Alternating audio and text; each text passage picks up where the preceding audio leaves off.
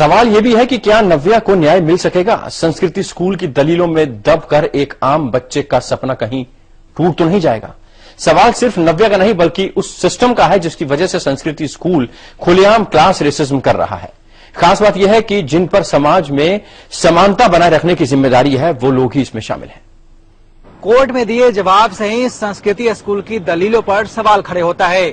संस्कृति स्कूल का कहना है कि केंद्रीय विद्यालय की शिक्षा अधिकारियों के बच्चों के काबिल नहीं है। तो सवाल ये बनता है कि क्या अच्छी शिक्षा का अधिकार केवल अधिकारियों के बच्चों को ही है? क्या केंद्रीय विद्यालय में पढ़ने वाले दूसरे बच्चों का भविष्य नहीं है? अगर केंद्रीय विद्यालय की शिक्षा का स्तर खराब है तो इसका जिम्मेदार कौन है और उसे सुधारने की जिम्मेदारी फिर किसकी है?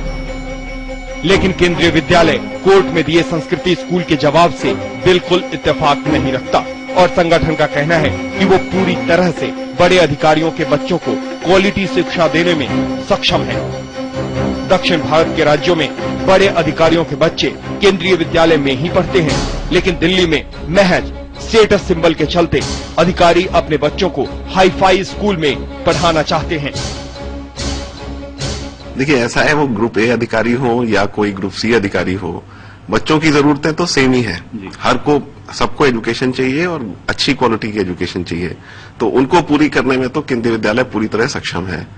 लेकिन अगर उसको एक स्टेटस सिंबल की तरह यूज करना चाहते हैं कि बच्चा आपका किस स्कूल में पढ़ता है, तो वो पूरा करने में हम लोग सक्षम नहीं है। मैं तो ये नहीं मानता कि क्वालिटी में कोई बहुत ज्यादा फर्क है, बल्कि अगर आप नॉर्थ इंडिया को छोड़ दें, अगर आप साउथ में जाएं तो जो हमारे केंद्रीय विद्यालय हैं, आई एम श्योर डीपीएस जैसे स्कूल वहां भी होंगे, लेकिन जो केंद्रीय विद्यालय हैं उनमें सारे सीनियर ऑफिसर्स के बच्चे केंद्रीय विद्यालय में ही पढ़ते हैं।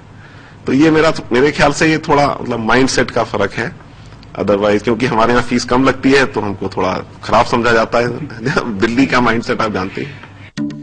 केंद्रीय विद्यालय संगठन के मिशन में साफ लिखा है कि स्कूल स्थापित करने का मकसद है केंद्र सरकार के ट्रांसफर वाले कर्मचारियों के बच्चों को शिक्षा प्रदान कर उनकी शैक्षिक आवश्यकताओं को पूरा करना। केंद्रीय विद्यालय के देश विदेश में 1100 के करीब स्कूल हैं।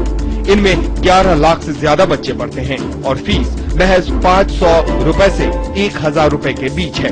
पॉलिसी के तहत केंद्रीय विद्यालय में 25% नेबरहुड को छोड़कर बाकी की 75% सीटें केंद्र और राज्य सरकारों के साथ ही पीएसयूज के अधिकारियों के बच्चों के लिए आरक्षित होता है।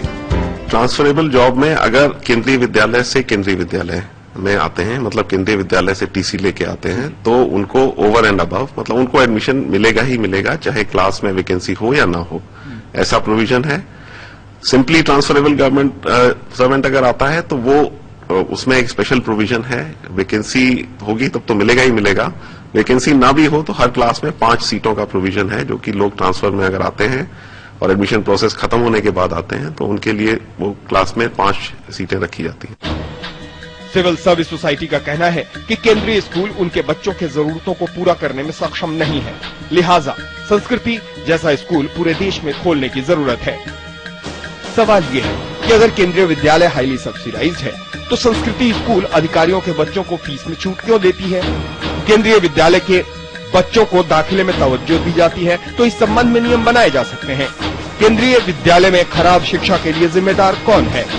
अगर पढ़ाई खराब है तो साउथ इंडिया में अधिकारियों के बच्चे केंद्रीय विद्यालय में क्यों पढ़ते हैं? दूसरे शहरों में संस्कृति स्कूल नहीं है तो अधिकारियों के बच्चे कहाँ पढ़ते हैं? तमाम सवालों के साथ नन्ही नव्या न्याय के लिए कोर्ट की चौखट पर खड़ी है। नव्या का आधार देश का संविधान है, जहां धर्म, जाति, वर्ग के नाम पर भेद नहीं किया जा सकता। देश हिंदुस्तान है, जहां अमीर गरीब के बीच फर्क को खाई खोदकर बयां नहीं किया जा सकता। राजधानी दिल्ली है, जहां देश भर के लोग आकर बस सकते हैं, चाहे वो सिविल सर्वेंट हो या न हो। जिस स्कूल में दाखिले के लिए नव्या इंसाफ मांग रही है वो स्कूल आम आदमी के पैसों की जमीन पर है, जिस पर क्लास रेसिज्म की स्कूल की बिल्डिंग खड़ी नहीं हो सकती। फिलहाल हाईकोर्ट ने संस्कृति स्कूल को अंतिम सीट प्रोविजनल रखने का आदेश दिया है।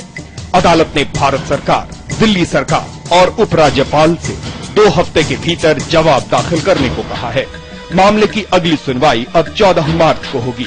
अगर नव्या की जीत होती है तो हाई प्रोफाइल संस्कृति स्कूल को नर्सरी दाखिले में बदलाव करना होगा और बिना किसी भेदभाव के मेरिट के आधार पर दाखिले करने होंगे। बहरहाल आजादी के 67 साल बाद भी देश में रसूखदार लोग अपने फायदे के लिए मनमाने तरीके से व्यवस्था को तोड़ मरोड़ रहे हैं। अब सवाल यह है कि क्या नन्ही नव्या इस क्लास रेसिज्म को खत्म करने में कामयाब होगी और नव्या का संस्कृति स्कूल में दाखिला हो पाएगा? एक मासूम का संस्कृति स्कूल के सामने ये सत्याग्रह है। समय के लिए दिल्ली से प्रेम रंजन।